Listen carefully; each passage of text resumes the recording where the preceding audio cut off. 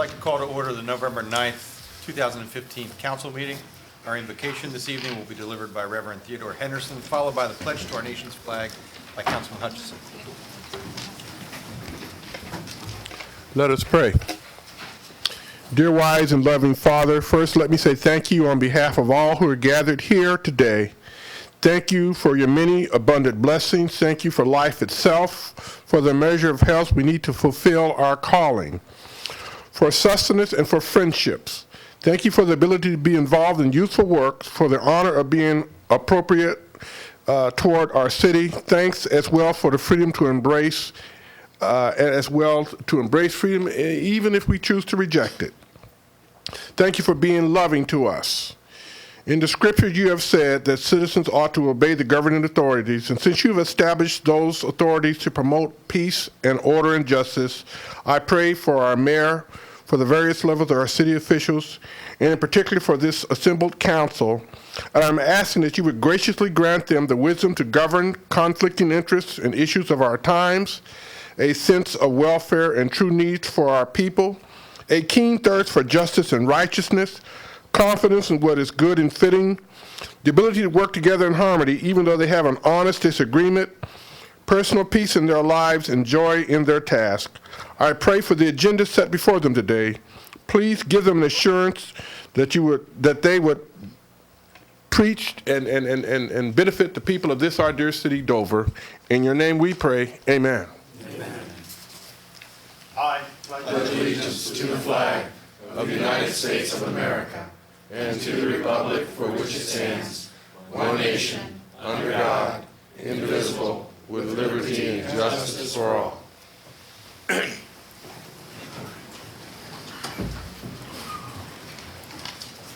Gentlemen, you have before you this evening's agenda. Are there any additions or deletions to the agenda?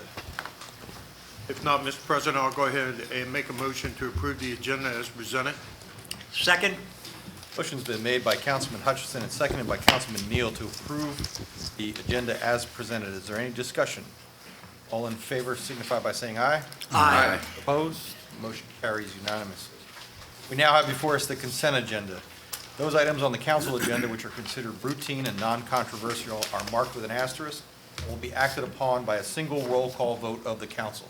There will be no separate discussion of these items unless a member of council so requests, in which event the matter shall be removed from the consent agenda and considered a separate item. What is the pleasure of council? So moved that we adopt. Second. Been moved by Councilman Neal and seconded by Councilman Holt. Yes. Any discussion on the item? Madam Clerk, please call the roll. Mr. Anderson? Yes. Mr. Sedler? Yes. Mr. Neal? Yes. Mr. Cole? Yes. Mr. Hosfeld? Yes. Mr. Hare? Yes. Mr. Hutchison? Yes. Mr. Slater? Yes, motion carries unanimously. Item number 2 is a presentation by Mayor Christensen from the National League of Cities Milestone Award. I'd invite Mayor Christensen to the podium to present the award. Mr. President, could you join me also?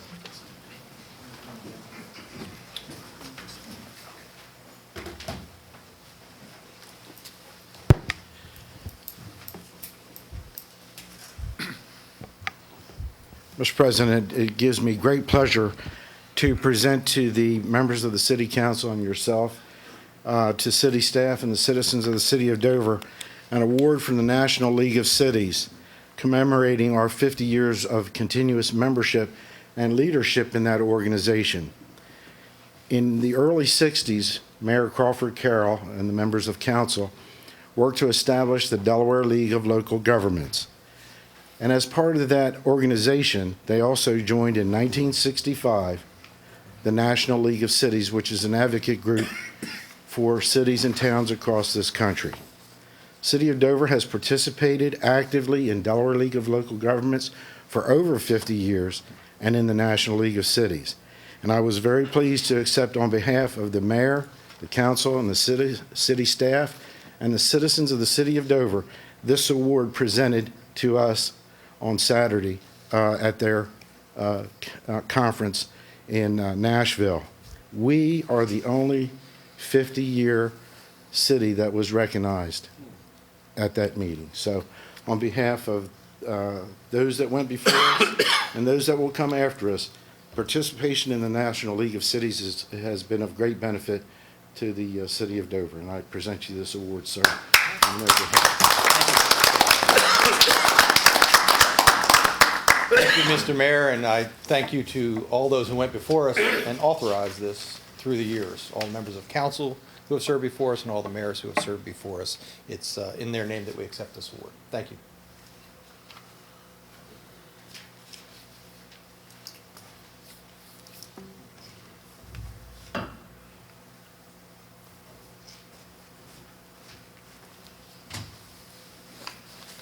We now have item 3, a proclamation for Geographic Information Systems GIS Day and Geography Awareness Week.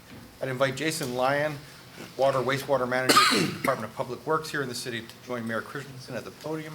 And I'd request the city clerk to please read the proclamation into the record.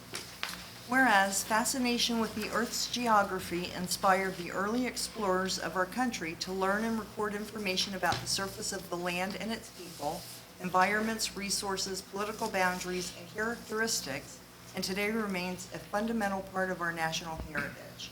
And whereas geographic information has many useful applications for our municipal government and is a valuable resource used in the analysis of infrastructure, emergency services, economic development, and long-range planning.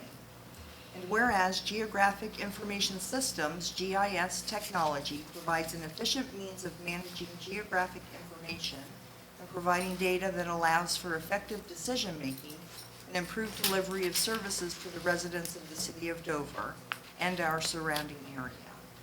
And whereas the City of Dover's GIS division plays a vital role in the continued growth of the city and has been nationally recognized for its outstanding efforts in the advancement of GIS and its foresight in creating programs that can be used to better manage services in the city.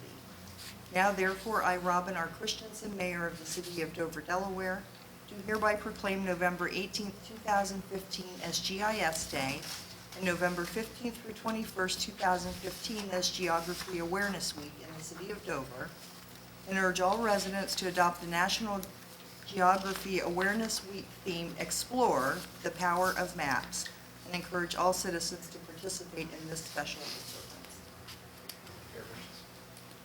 Thank you, Madam Clerk.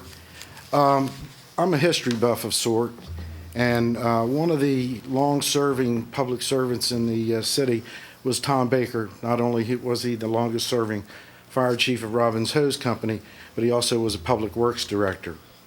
And they always asked him, Tom, how do you know where these utility lines and water and sewer lines are located? And he said, I keep them up here. Well, Jason, I know that you all don't keep them up here because we have grown many miles of territory and responsibility since the days of Tom Baker. So GIS, I'm sure, plays an important part in the day-to-day operations that you and the Public Works Department and all the departments in the city play. So I'm very pleased to present this to you on behalf of myself and the council and the citizens of Dover. And you get to say, Thank you very much. On behalf of the department and the division of the GIS within the city of Dover, I do want to mention that this is an important aspect that we have. Everyone has the ability to look at that on their smartphone. The amount of materials that can be used in GIS is limitless, and the city is going to strive to utilize the aspect as much as they can in the future. So thank you very much. Have a good night. Thank you. Thank you, Jason.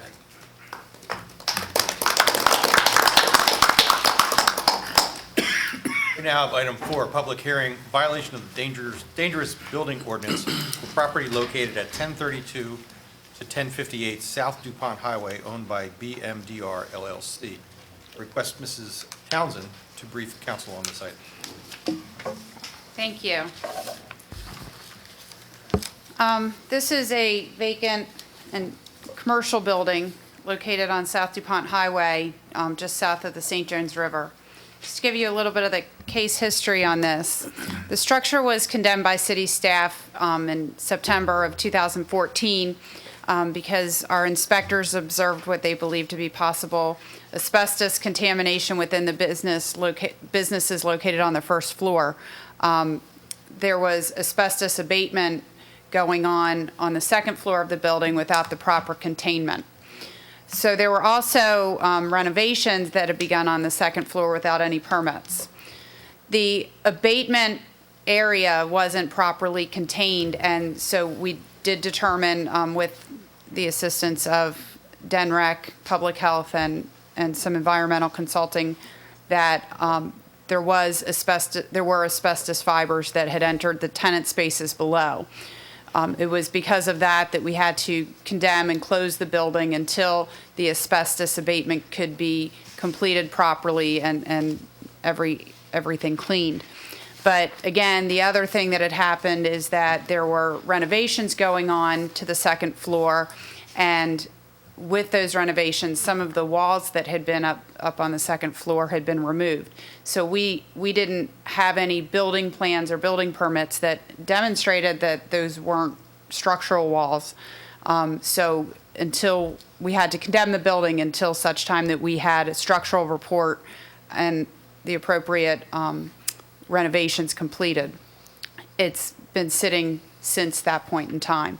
The utilities were terminated in March 2015, and the city registered the property as vacant again the end of March 2013. I'm sorry, I said 15. I said 2013. 2015. So both utilities were terminated, and vacant building registration goes back to March of this year. So we're bringing it forward under the definitions as being unfit for habitation, general welfare, code violations, and unoccupied buildings. This is a view of the shopping center from the street. You can see it's vacant.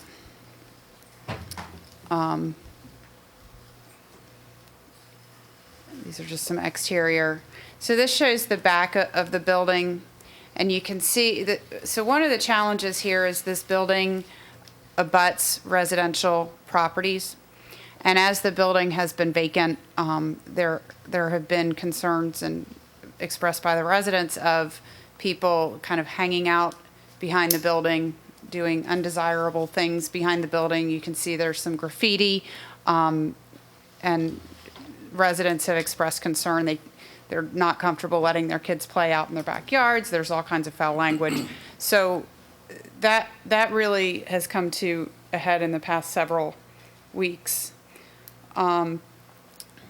This shows you as we start to get toward the interior. This is the second floor. So these are the pictures that were taken at the time that we determined there were renovations going on. And it was during that inspection that they determined that the asbestos was being removed without following the proper protocols. So this is the bagged asbestos containing material.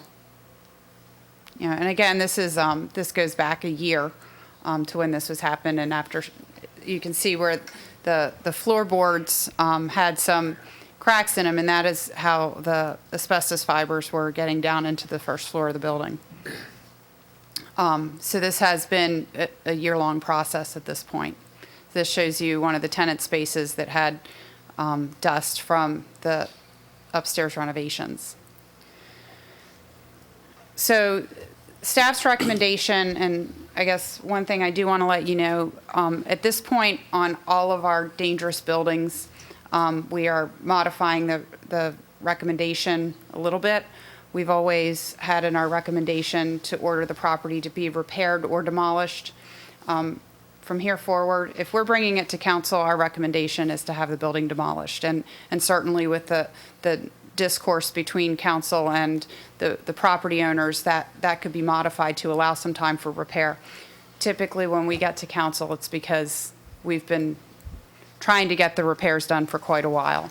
So,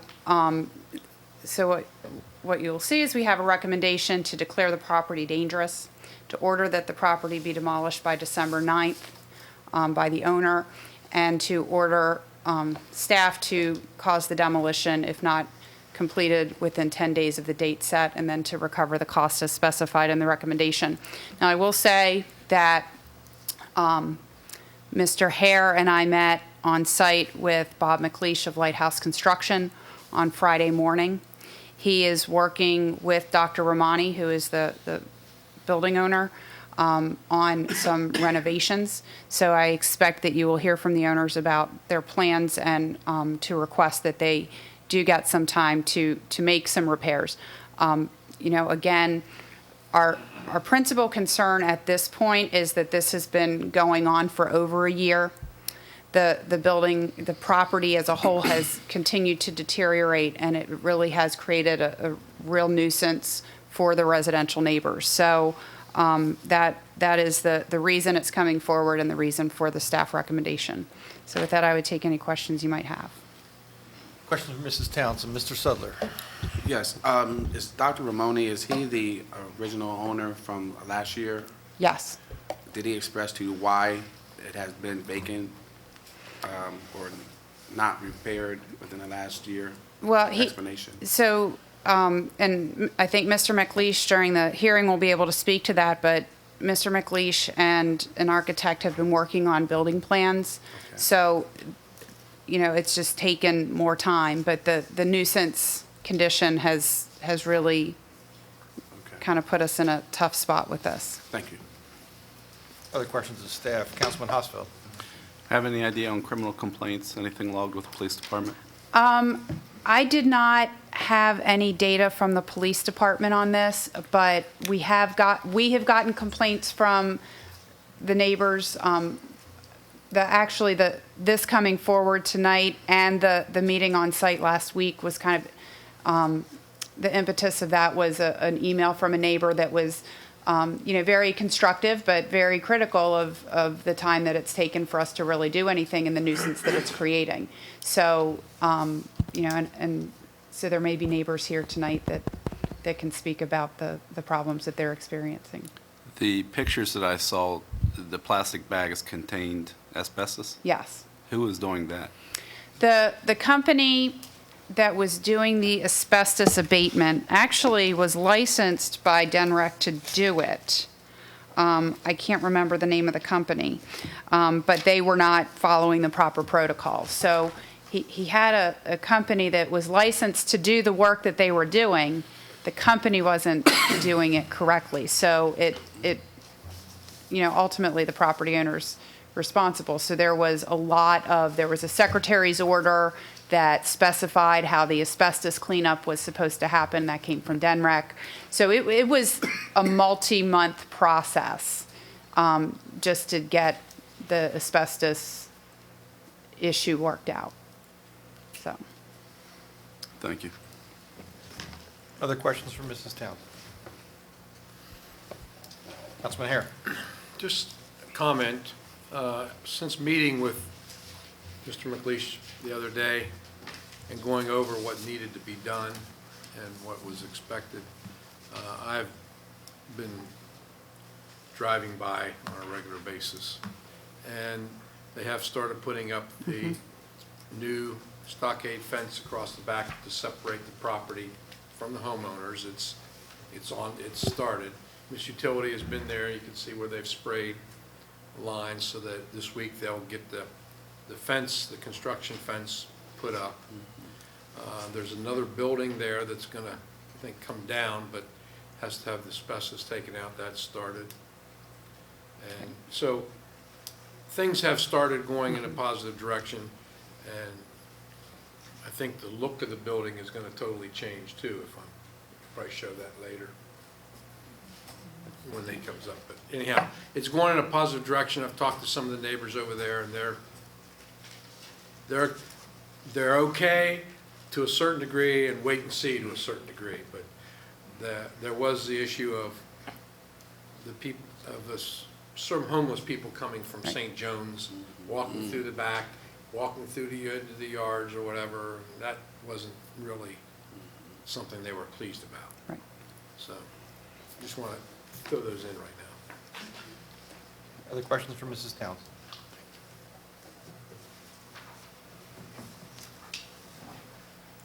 I'm going to declare the public hearing open. Is there anyone who would like to speak in favor of declaring this property dangerous? Speak in favor. Come forward and please state your name and address for the record.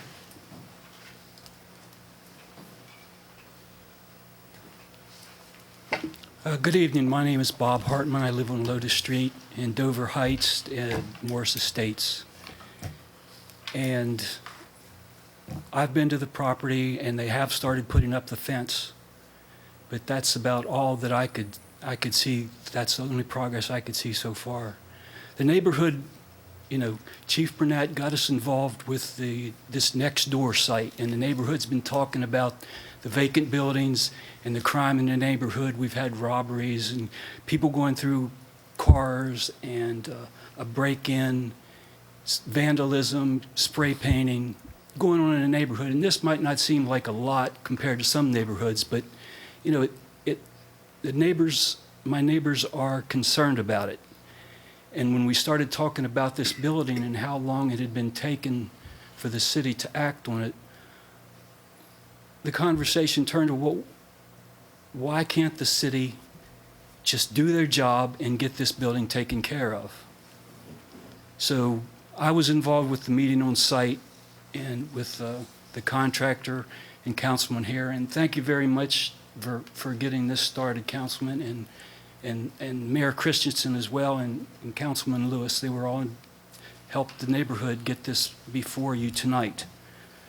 We don't want to see, we think, whether we like it or not, we're neighbors with the owner. So far, the owner has been a very bad neighbor. Over this past year with the asbestos abatement, you know, asbestos doesn't go away. It stays there. And I don't think if the owner were to look out the top of that building where that asbestos was illegally removed, to see the kids over there in the yards playing that's not even separated by a fence, he wouldn't want his kids there. He needs to be a better neighbor, and council needs to recognize that the city needs to do their job and to hold this man's feet to the fire to make him a better neighbor if he won't do it on his own. So that's I beseech you, if you're going to give the owner a second chance, another chance tonight, don't give him a second chance. I mean, follow through on this dangerous building and get it taken care of. If they can't do it, then the city's going to have to do something. And that's what I have to say. Thank you, Mr. Hartman. Is there anyone else who would like to come forward and speak in favor of declaring this property dangerous? In favor of? Is there anyone who would like to speak against declaring this property dangerous? You can come forward and give us your name and address for the record.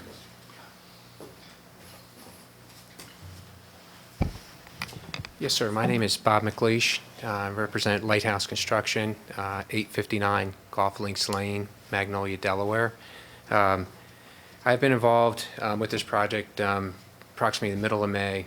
Received a phone call asking if we would help to get involved to try and rectify some of the issues that were going on out there.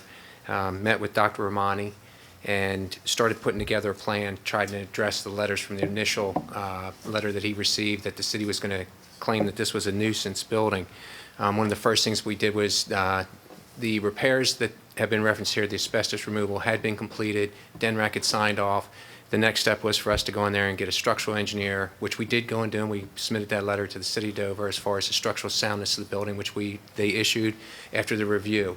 From that point forward, we met with Dr. Romani. We engaged the services of Moonlight Architecture, which was just after the first week of June, June 9th. And at that point, the initial plan was what we were going to try and do was renovate that existing building. There was a couple things that were challenging about it. One was the heights on the second floor. By the first week of July, we sat down with Dr. Romani. We went through, we presented a budget on that. But we also, in meeting with his real estate advisor, came up with that he would have a lot of trouble trying to rent that space that was on the second floor as well as the first floor. What we presented to him was, let's go back with the architect, let's look at a lot of heavy demolition within the building itself, but the structure itself, the exterior walls, let's maintain them and go from there. So we sat down and we worked through with the architect, which we received plans from the architect the second week of September, turned around, met with the structural engineer. I had been ongoing, Anne Marie and I had been talking, we'd kind of been going through this. And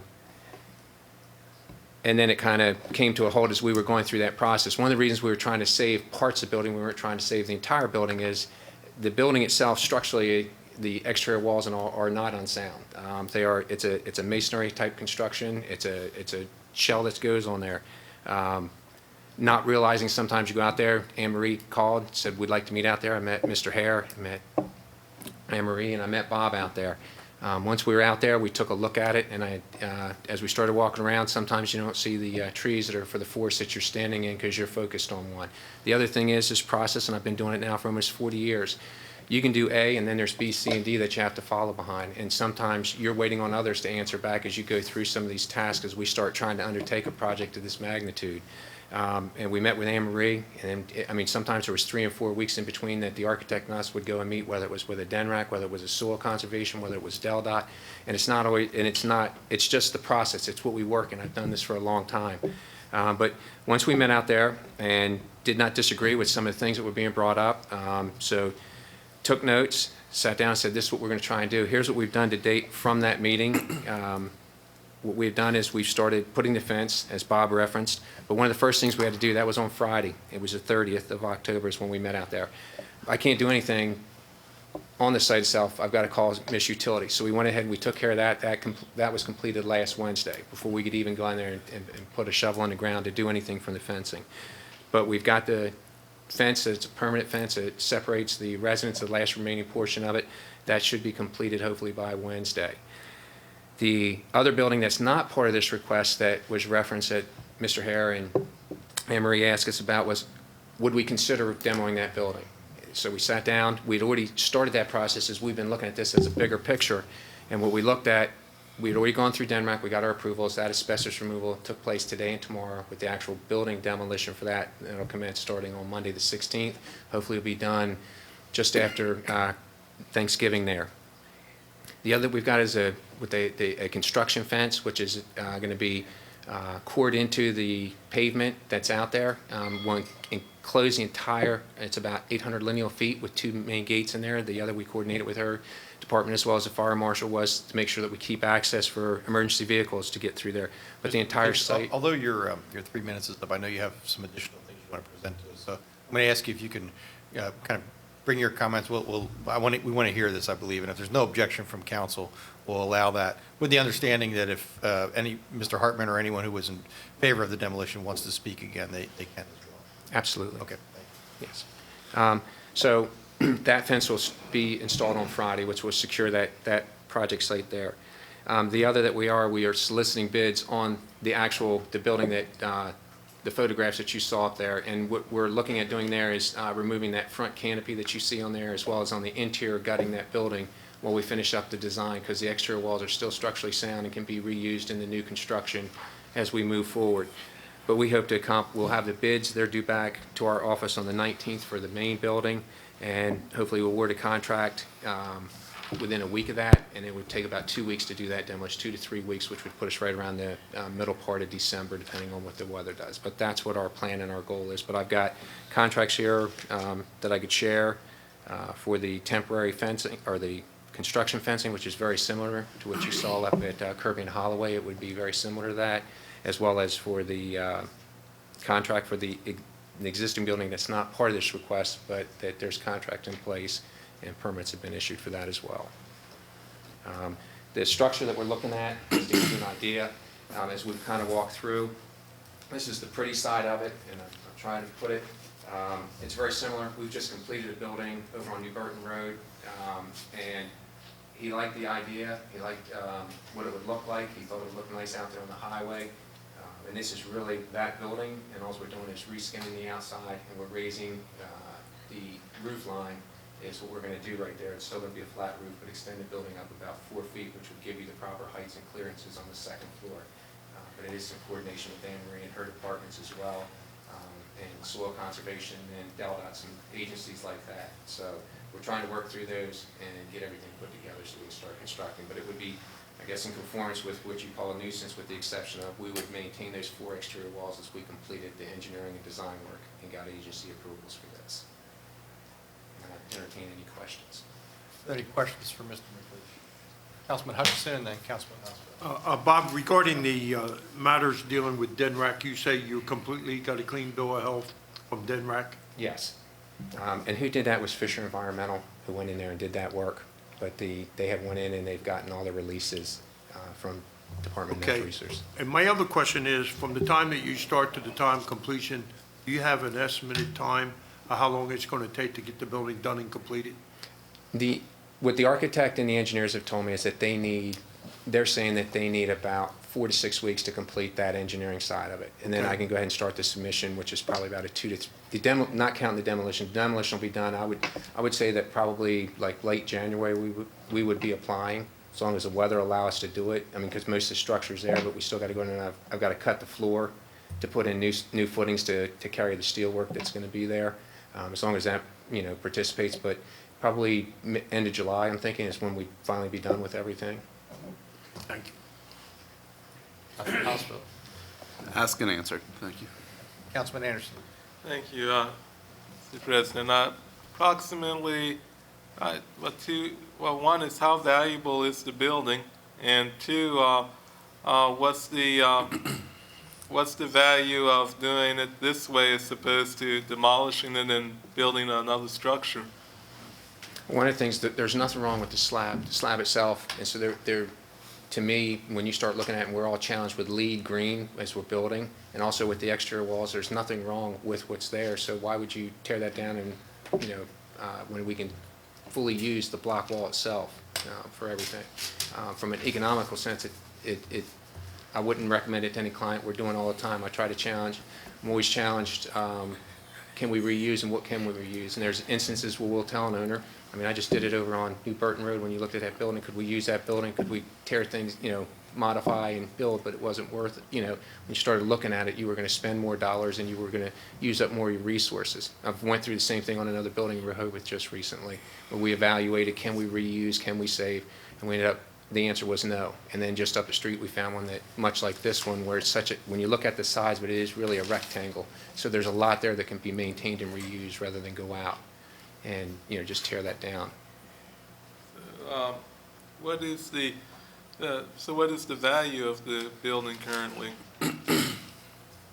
I don't do a value. I mean, that would be up to an appraiser to sit there and say, what is that building worth? I know from a construction standpoint, what we look at, that's what I look at more is from construction cost.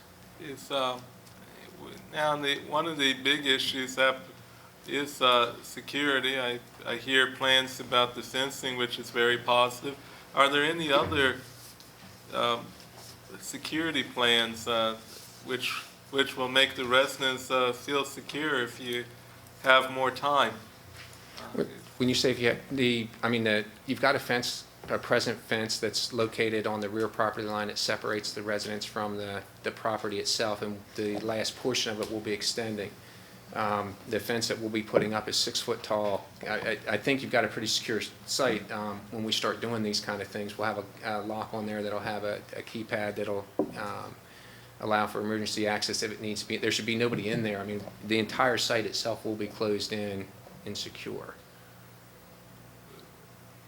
Will there be any time, any random security?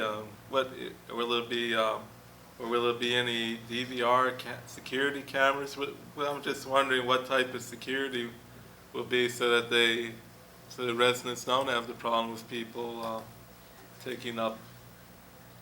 I mean, will there be any cameras or anything? We had not planned on installing any cameras. There'll be some temporary lighting as we start going through. There would be no, with the exception of the exterior walls, there's nothing really in there. They've got to climb over a 6 foot fence to get to it. So the back area where people walk through will be closed? Absolutely, yes. Thank you. Other questions for Mr. McLeish? Councilman Hutchinson. One follow-up question. You do have a contract that you're going to be doing the actual job itself as far as from beginning to end? Yes, sir. Okay. Other questions for Mr. McLeish? Thank you, Mr. McLeish. Mr. Hartman, did you have anything else you wanted to add? No. Is there anyone else who would like to come forward and speak against declaring this property dangerous? Against? Seeing no one, I'll declare the public hearing closed. What is the pleasure of council? Mr. Councilman Neal. President, we face the similar problems with individual homes that are derelicts or endangered buildings. And here is a commercial property that has existed for quite some time. There's no sense of responsibility. There's no concern or sense of urgency has been pointed out to us by the neighbor. There's no penalty. And basically, I think we have to set an example and say, you're going to get this building up and you're going to get it done. You get it done in a timely fashion. You do it quickly, or you're not going to get that opportunity from us. And I would vote absolutely not when the vote is taken on this. I would say demolish this building. Let's set an example. Let's do what we're supposed to do, as we should do with the individual homes of people or the landlords or the slumlords, and do it with a person who is called a doctor, whether it's a medical doctor or a PhD doctor, who should know better and should have a sense of civic responsibility. Other members of council? Councilman Hosfeld. Is it permissible to ask Mr. Hartman a question at this time? Mr. Hartman, July of next year, is that a time frame that you and the neighborhood can live with? I'm sorry? The contractor spoke about July next year being a completion date. Is that something that you and the neighborhood can live with? I can't speak for all of the neighbors that are concerned with this. July seems like a reasonable date to me. We're more interested in the interim measures that were discussed, the lighting, the fencing, the security, the construction fencing, measures to keep people out of there. And there have been police reports over there. There have been people over there stealing metal out of the buildings. And one neighbor has called the police, she said on numerous occasions, several times over there. So lighting, a barrier, the construction fencing, there was talk of no trespassing signs and maybe informing the police that, there have been problems there. Well, they should be aware of that anyway. So the neighbors that I've spoken with are concerned about the interim measures, and that's what upset them, is when the interim measures weren't followed through. The city didn't follow through on the interim measures, the lighting, the barriers, that type of thing. Thank you, sir. Appreciate it. Before you go, Mr. Hartman, I have a question for you. Would it be fair if we allowed additional time to complete the project for the suggested timeline, if we also established kind of control dates on that to bring it back before council to hear the progress, to make sure we're still on course with that? Would that provide a level of comfort to you and perhaps the neighbors? Well, to echo what Mr. Neal said, Councilman Neal said, I think you should be prepared to make an example, and I think you should be establishing a timeline for all of these properties like this. I mean, this is not unique. This is not a unique problem just for my neighborhood. This is something that has to impact the whole city, and I'd like to see this city of Dover, go after these things uniformly and not, pick and choose who's squealing the loudest to go after that project. So I think that all of them deserve a timeline, and the owners need to be held accountable. And I appreciate that perspective, because one of the conundrums that we've found ourselves in is, as these items come to us for a final action, it's the first time that we're hearing sometimes, or maybe the first, we're just hearing about it. And our tendency is to provide a reasonable conclusion to it and give more time, when in fact staff has been working the issue for many, many months, giving extensions and being patient, and finally having to bring this property forward. Yeah, I think it's a great idea to bring it before council with a suggestion to demolish it as you've initiated tonight. Are there any other questions for Mr. Hartman while he's here? Councilman Sutherland? Yes, would you be comfortable if they had like an on-site security officer in the meanwhile for that premises? Nobody that I've spoken with in the neighborhood's ever mentioned a security officer. We're having a community meeting on the 19th over on Lotus Street at the St. John's Church. Starts at 7 o'clock. Anybody's welcome. Some of you already know about it. Okay. But, you know, Thank you. that would, I couldn't answer that until asking my neighbors. Thank you. I can't speak for them. Thank you. Thank you. Councilman Hutchinson. Mr. President, when I look at the concerns that have been raised here and the issues, I am deeply concerned, as Councilman Neal has already expressed. But I think there's something that changes here. And when I look at, and I've known Bob McLeish for a long time. He is well-known, and he is an outstanding businessman in this community. And if there's an opportunity for us to save this building, I think we have to look at that and keep it on the tax rolls. And when I look at this, we got something here tonight that we haven't had before. He has a contract to do the job. The man has an outstanding reputation in this community. And I certainly would hope that each and every one of us could support that and giving it back to our city planner to make sure that what is being requested is followed. But I know firsthand the reputation that Mr. McLeish has, and I can assure you that he will do what he says he's going to do. And quite frankly, it's unfortunate that the doctor chose to wait this long. But I do think we have an opportunity and quite frankly, a responsibility to save the building if we can. Councilman Hare. Just to echo some of the things Mr. Hutchinson said, I also have known Mr. McLeish, and in all fairness to Mr. McLeish, he just got involved in May. And he went ahead and he's gotten a lot of things out of the way that had to be done.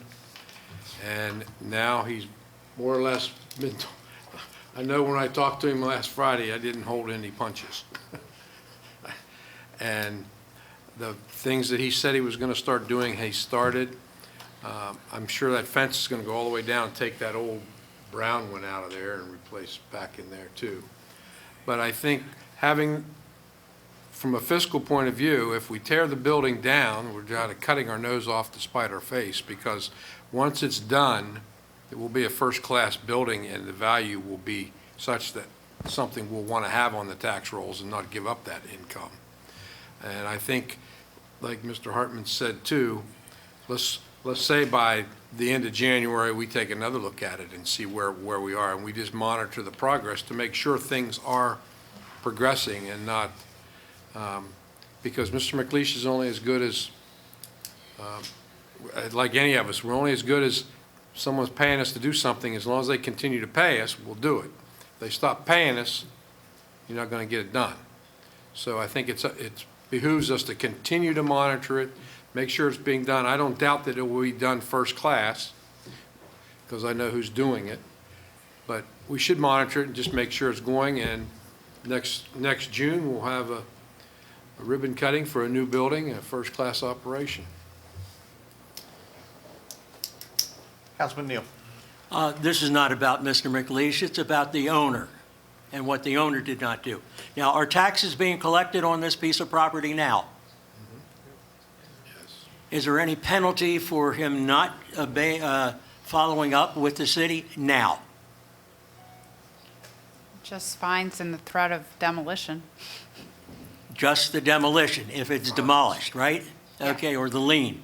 And even if it is, do you think that because it is a valuable piece of property, that another building will go up in its place, therefore produce taxes? The point that I'm making is there's a point that we have to tell an owner, whether it's commercial or a landlord, a slumlord, it's not going to happen in this city. We are going to do our responsibility, and we're going to say no. Because eventually, that property is going to be an income producer with whatever goes up there. And it's not going to stay fallow because there's a value to it. Thank you, Councilman. Councilman Anderson. Thank you, Mr. President. I believe that we need to take and look and follow certain principles, and that is, there are so many properties in this city that are literally abandoned, that those are where we focus our demolition money. When we have private sector willing and committed to repairing and upgrading that property, we give a reasonable opportunity to do it with the enhanced oversight. That's been something that's worked quite well for us. If we take this and just demolish this property just to send a message, you know what we do? We basically wipe out because with this is a shopping center here, we will wipe out all but approximately $7,000 of our demolition budget. That's something we should really consider.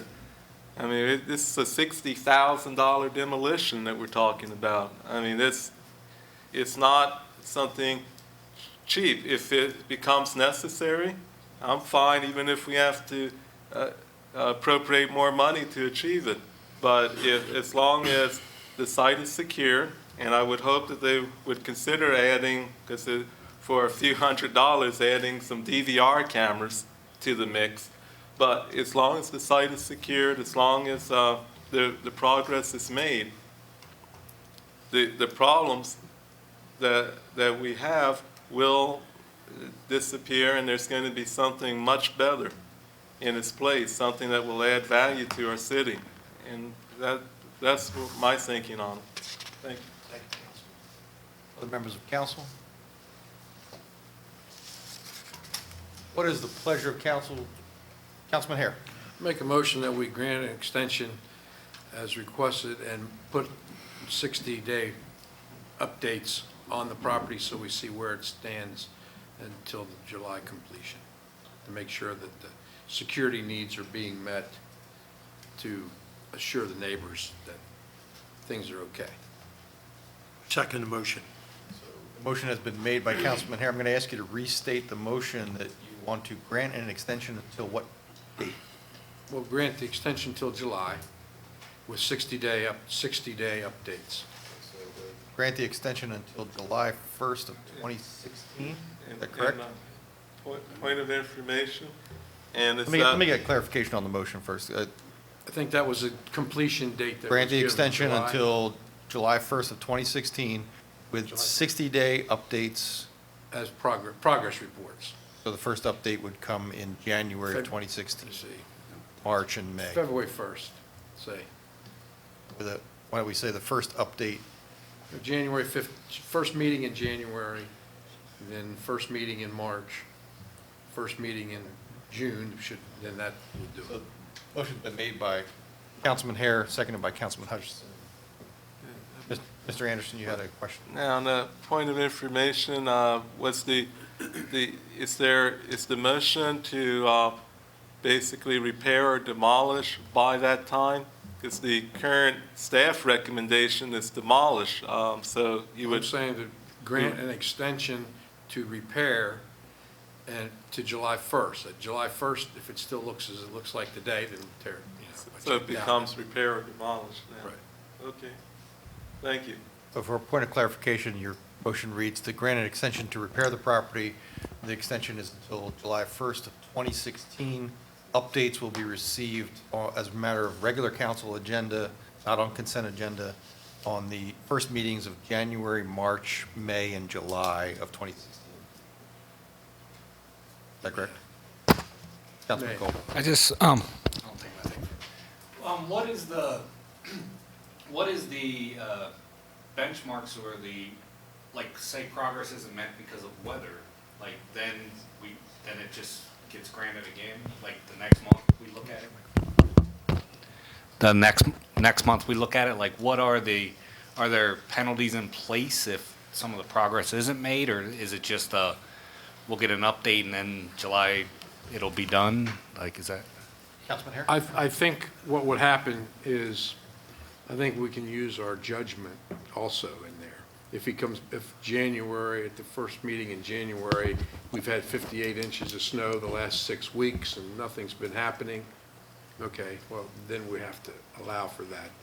But if the first meeting in January, nothing's happened, and Mr. McLeish comes in and says, well, I've resigned because I'm not being paid, and I'm just no longer involved, then we can determine, tear it down. I mean, I think we have to use our judgment also. I think we're all capable of doing that. Why would you even mention 58 inches of snow? Other members of council, comments?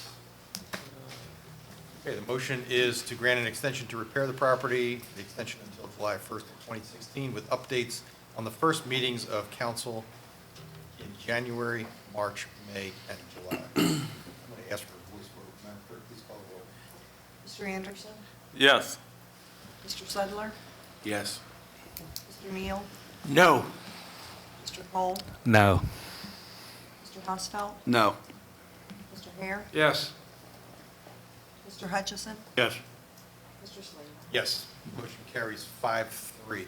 Mr. President, Yes, Councilman. if I could, I'd like to ask, if I may, Mr. McLeish, in the event that you are no longer a part of that project, that you notify the city right away. Absolutely. And when you were asking about benchmarks, one of the first is going to be, just like I stated. I'm going to ask you to use the microphone so people can. We have a larger audience out there, viewing public. Because, again, I think just so that, like you said, it will help, I think, and I can submit a schedule to Anne Marie. That's not a problem at all, but I've also got the paperwork as of this Friday. Again, unless it rains, it's only supposed to rain tomorrow, but you will see that construction fence. The site will be secure by the end of this week, 100%. And the building demolition on the one on the right will commence starting on Monday morning. Like I said, they were there today. I was there today. They're removing the asbestos in that building. It'll take 2 days. DENRAC will come in and verify, which will then allow for the construction to commence, or the deconstruction to commence on that other building. We should have our bids back if that meeting's on the 19th. If we've got those, I don't mind attending that meeting as well, to let them know and bring them up to date where we are, so the citizens know what's going on. And if there are any other issues with us securing that we're not aware of, maybe they can bring it to us then, just to make sure that we're also on board. But that building should, like I said, be taken down. The main building that we're talking about, which really I mean, we're going to reconstruct, but the actual demolition, with the exception of those 4 walls that I was telling about, will be completed by the middle of December as well. And then we will go into the reconstruction phase of it. So in essence, the building is coming down. It's just not the 4 walls in the slab itself. A little bit different. But I can put that in writing to Anne Marie as well. Thank you. Councilman Sutherland. Yeah, I have a suggestion for Mr. Name again, sir? McLeish. McLeish, Mr. McLeish. That community has spoken, and, as a contract lead on this project, I would just ask that the owner keep in contact with a point person of that community, share information, and try and keep everything transparent, because you are a neighbor, and we are concerned about our constituents in the city of Dover. And also, Council President, if he could also, when he submit that plan, that all the city council persons can get that schedule as well, because I will be visiting that site. Thank you. Yes, sir. We now have item 6B, B1, status of discussion items proposed during the fiscal year 2015-2016 budget review, proposed new revenue sources. I'd request Mr. Koenig, our city manager, to brief us on this item. Thank you. At the last Legislative and Finance Administration Committee meeting, the staff put forth several new revenue sources that we would like to see council consider. In overview, these include temporary certificates of occupancy for residential structures, temporary certificates of occupancy for non-residential structures, zoning verification / administrative interpretations, and also copies of utility bills at customer service. During the discussion at the committee level, there was also discussion about instituting a credit check fee, which would equate to the cost of a credit check plus $10 for the administrative processing. If I back up, the temporary certificate of occupancy for residential would be $75. Temporary certificates of occupancy for non-residential would be $100. Zoning verification letters and administrative interpretations would be $50 each.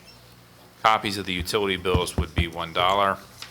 And again, the credit check fee would be the cost of the credit check plus $10 at our customer service area. The estimated value of these new revenues is approximately $31,760 to the city based on expected traffic related to these fees. I'd be happy to answer any questions. Questions for Mr. Koenig? What is the pleasure of council? So moved. Second. Been moved by Councilman Neal and seconded by Councilman Hutchinson to recommend the adoption of the reference fees to be implemented January 1st, 2016, and add a credit check fee of cost of service plus $10 per the committee recommendation. Councilman Anderson. Per discussion, President, I am pleased that the city did not go wild on the fees and did not try to raise them too high, too fast. Many of these fees have not changed in a decade, some two, and the amount that the fees are changing and increasing are actually fairly conservative. And I want to congratulate the staff on making sure that economic growth is not hampered by the need to keep pace with costs. I think they did a well-reasoned job here, and because the job is so well-reasoned, even though I'm not a big one on increasing fees and taxes, I think the reasoning behind it is valid, and I intend to support it. Councilman Anderson. Any other members of council wish to speak to the issue?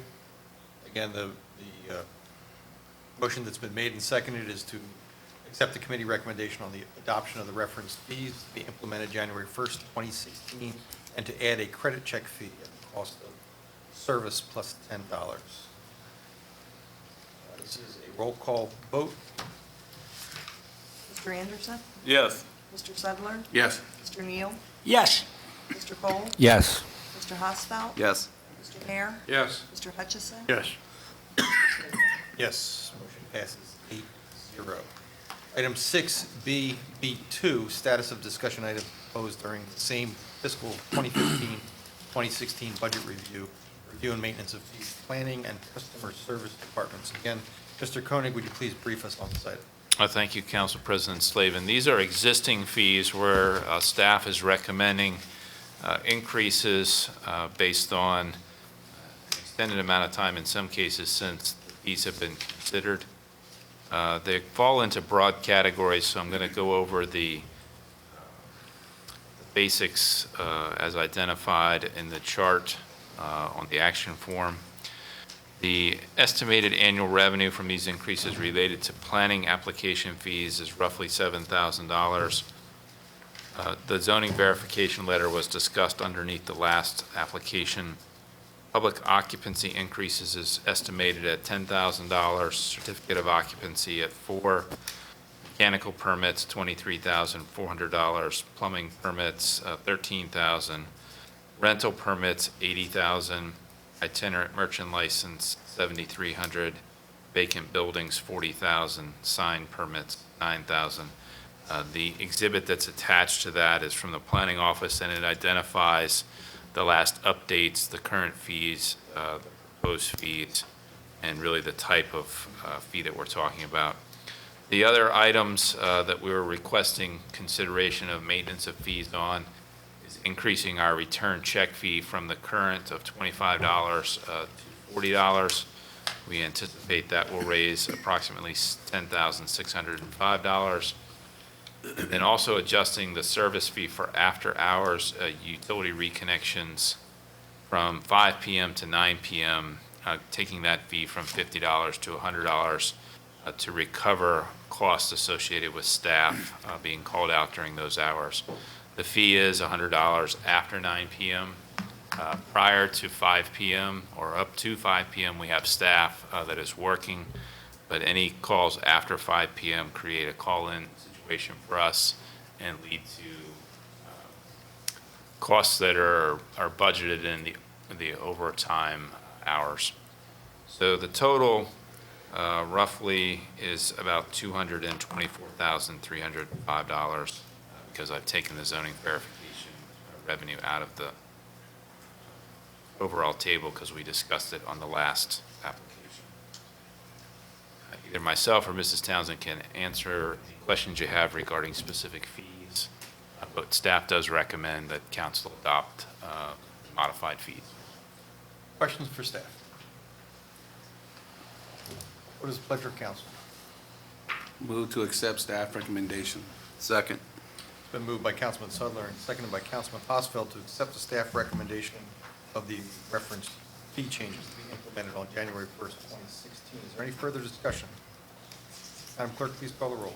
Mr. Anderson? Yes. Mr. Sadler? Yes. Mr. Neal? Yes. Mr. Cole? Yes. Mr. Husfeld? Yes. Mr. Hare? Yes. Mr. Hutchison? Yes. Mr. Slade? Yes, motion passes 8-0. I'll now entertain a motion to accept the Legislative Finance and Administration Committee report of October 26, 2015. So moved. Second. Moved by Councilman Hare and seconded by Councilman Sudler. Is there any further discussion? All in favor signify by saying aye. Aye. Opposed? Motion carries unanimously. Item 10 on the agenda, review of Chapter 66, Manufactured Homes and Trailers, and Appendix B zoning, Article 3, District Regulations, Section 1, One-Family Residence Zones, and Proposed Ordinance 2015-20, amending Appendix B zoning, Article 12, Definitions. I request Mrs. Townsend to please brief us on this item. Thank you. I have a PowerPoint. Do you have that, Denise? I'll go to the podium.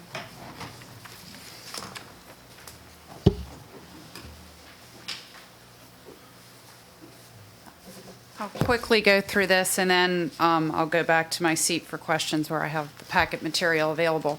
I just kind of want to go through, make sure everybody's on the same page as it deals with terminology and the different things that we're talking about.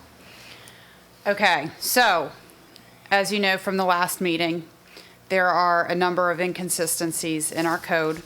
There are inconsistencies between Chapter 66 that relates to manufactured homes and the zoning ordinance.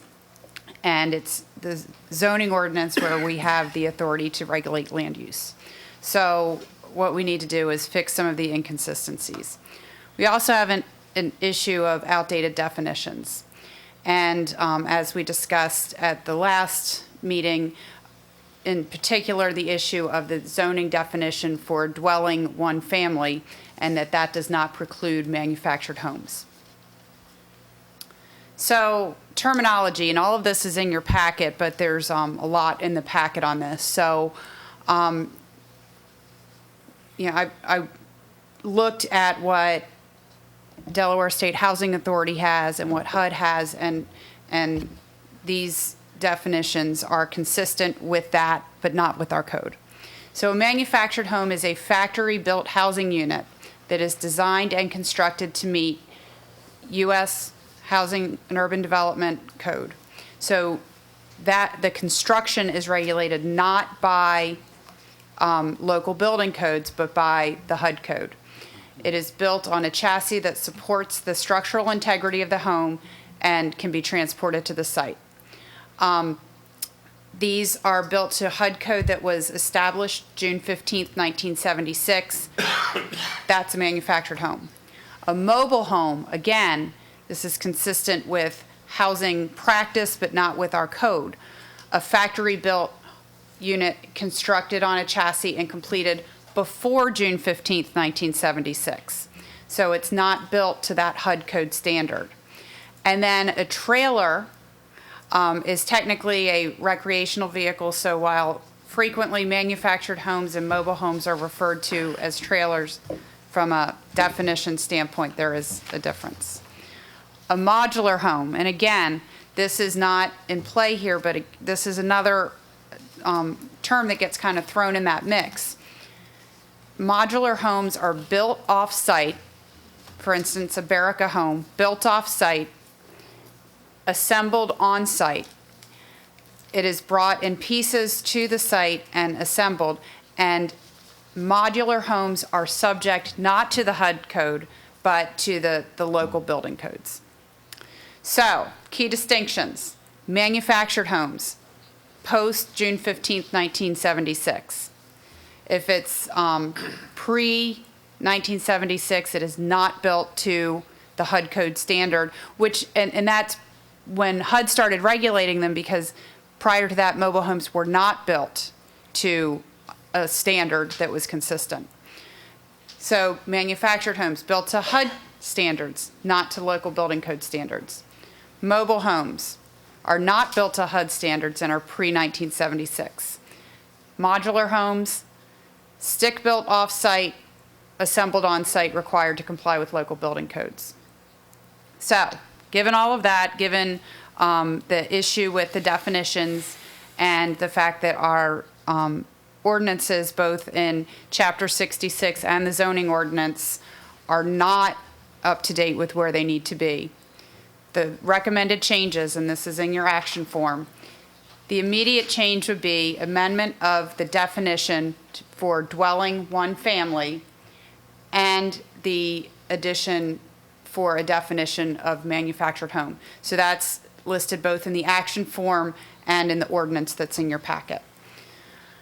Over the next 6 to 12 months, we need to review all of Chapter 66, the MHP zone, because it's called the mobile home park zone, but a lot of what that is manufactured homes, and the residential zones and associated definitions to, one, make sure everything is consistent, but also to address other issues that currently would allow uses that could be incompatible to happen within residential zones.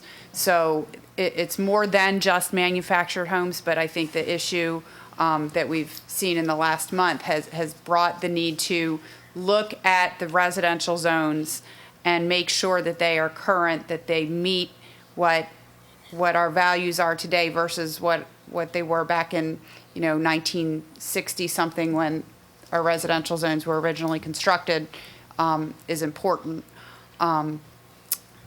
So the definition, again, it's in your packet, both in the ordinance and in the action form. The words on the screen that are in bold would be the additions. So we would change the definition to a permanent dwelling unit placed on a permanent foundation and designed and intended for use by only one family. And then to add language that specifically says that one-family dwellings would not include manufactured homes and would have to be built in accordance with the regulations of Chapter 22 Buildings and Building Regulations, which is where we've adopted the local building codes. So that makes it very clear that if it's a manufactured home that meets HUD code, it will be allowed in the MHP zone, but it won't be allowed in the one-family residence zones.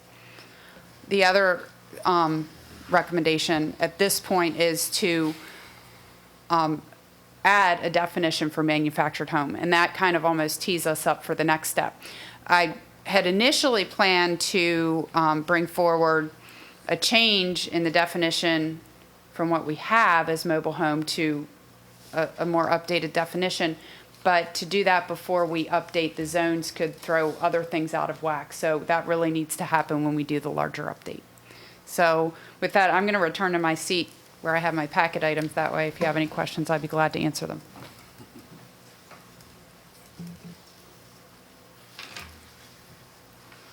Do we have any questions for staff from members? Councilman Neal.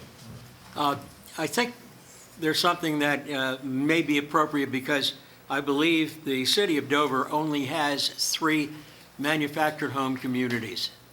However, I know of problems that exist within these communities, and I have suggested and hope that we can draw into this chapter perhaps licensing, just as we have licensing for a rental property, to have licensing for a manufactured home community to ensure that the community stays up to code. It has been a problem. I'm living it.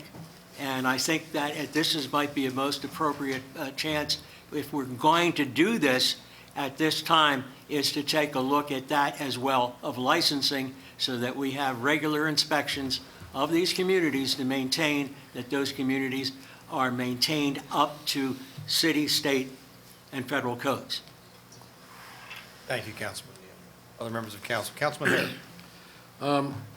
I think this is good that we're changing this. I just have a couple questions that might apply to the issue that we've got going right now, is permanent foundation. What is a permanent foundation? Well, so a couple of things. A permanent foundation is something that's in footers. So that's why the second part of the definition change is important, because it makes it clear that a manufactured home and a mobile home would not be included in this definition, and that all one-family dwellings would be constructed to Chapter 22 buildings and building regulations. Okay, but dealing with what we're dealing with now, just saying it's there. Right.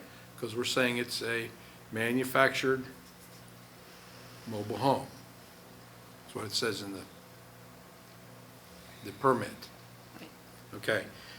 But it says in our code here, which was amended, 12.1 to read, that it will be on a permanent, unmovable foundation, removal of all wheels and axles, and other minor incidental operations. Right.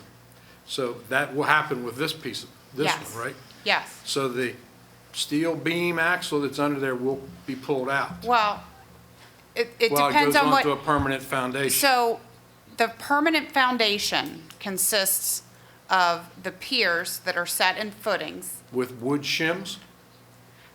Again, we have, one of our building inspectors has been certified by the state to inspect the construction of manufactured housing, so it is all being done in accordance with the regulations. And there will be a block foundation wall that will also be set on footings. So any of the, I believe the axle will go, but again, there's a structural component of how it's supported that will stay there, that is a metal chassis.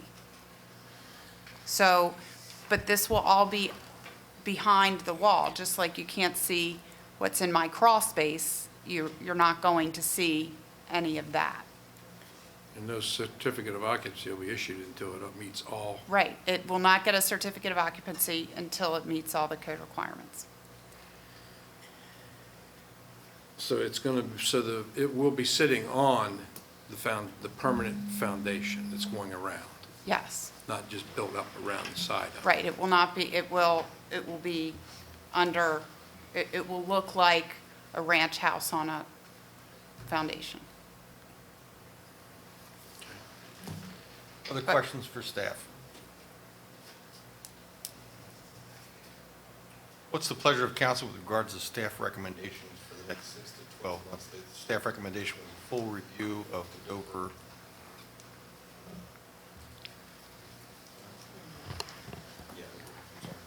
So moved, providing we look at the same time licensing of leased land communities. So you're moving to accept staff recommendation for the ordinance amendment as the first part of this, correct? Is that correct, Councilman Neal? Yes, Mr. President. For a second to the motion. Okay, motion's been made by Councilman Neal and seconded by Councilman Hare to accept the staff's recommendation for the ordinance amendment while also looking at the issue of licensing of these structures. Is there any further discussion? All in favor signify by saying aye. Aye. Opposed? Motion carries unanimously. What's the pleasure of council with regard to staff's recommendation for the next 6 to 12-month period?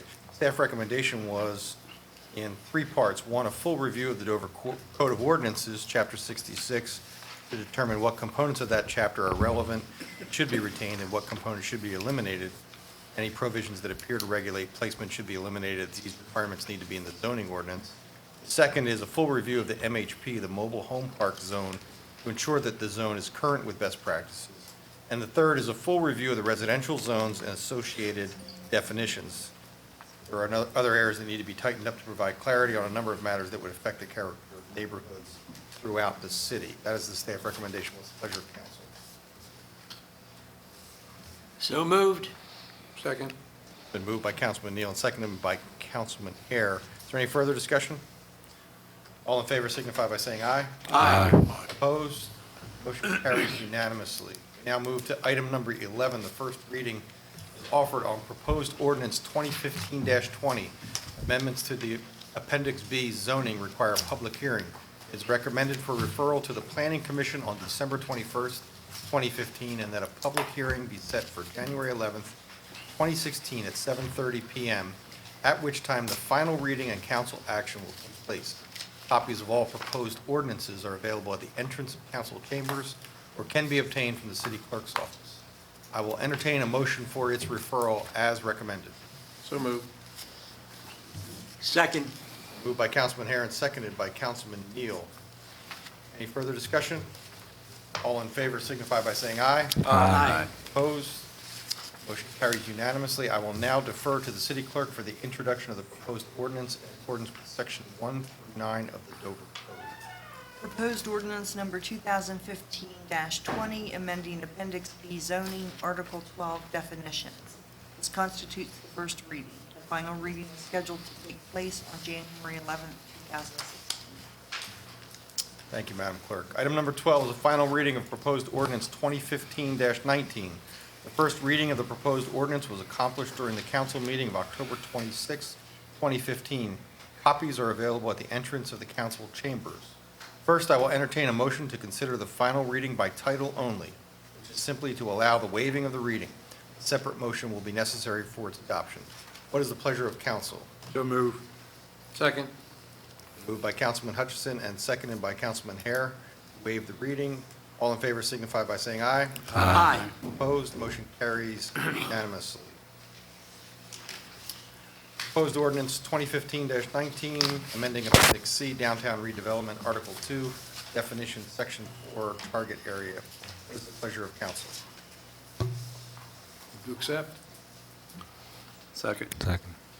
Moved by Councilman Hare and seconded by Councilman Hosfeld to adopt the ordinance.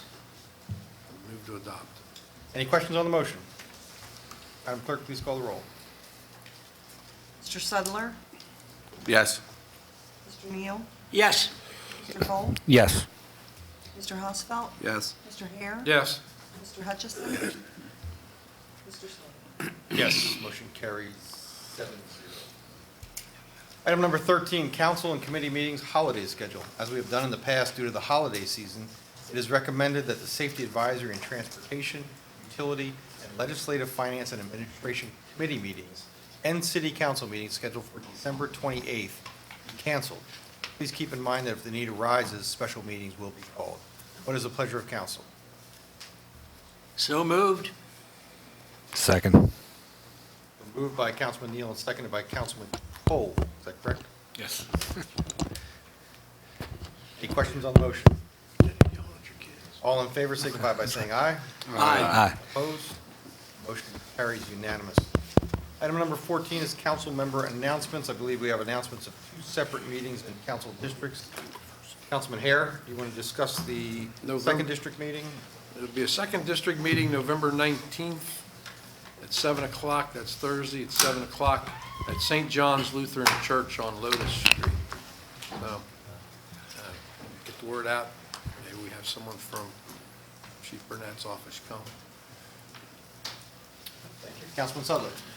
Yes, I would like to thank Tom Armstrong, the owner of Tom's Bullpen, for allowing the 4th District councilpersons to conduct a town hall meeting at his restaurant to develop strategies for the Hamlet community to curb the violence in the Hamlet Plaza. We will have the code enforcement officer from that division, as well as a community Dover police officer there to listen to the concerns of that community. Light refreshments will be served. The event is on November 19, 2015. at 6:30 to 8 p.m. So just a little for the flyer please come out. This is for all of the residents of the city of Dover, everyone who shops at the Hamlet Plaza and everyone who spends money in that area or lives in that area, trying to curb the violence. Thank you. Thank you, Councilman Sullivan. Other announcements from council members. Councilman Neal.